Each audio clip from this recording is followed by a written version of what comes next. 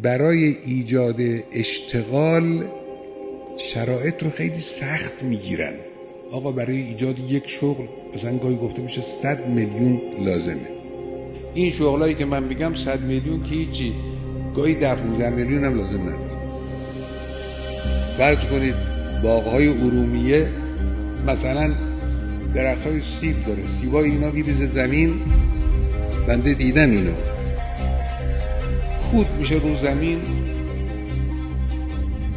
قیمتش انقدر ارزانه که برای صاحب باغ نمیارزه که پول بده اینو جمع کنن بفرستن یه جایی، قیمت نداره. در حالی که اگر همونجا فرض کنید کارخانه افشوره سازی یا کمپوت سازی یا فلان همونجا تشکیل بشه، همه این ثروت زنده میشه. درباره روستاها بنده به دولت‌های مختلف، این دولت قبل او مکرر سفارش کرده. روستاها احتیاج به صنایعی دارن که متناسب با وضع زندگی روستایی است. در این زمینه کوتاهی کردیم ما.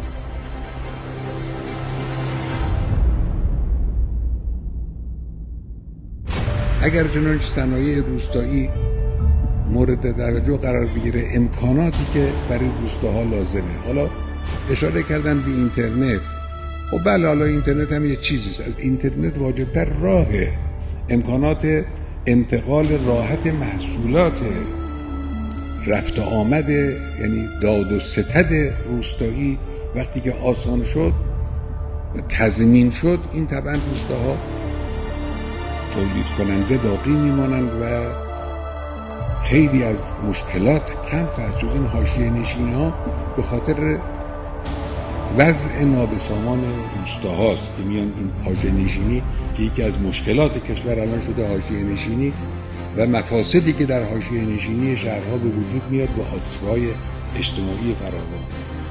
رسیدگی بکنیم به معنای واقعی کلمه مسئله روستاها.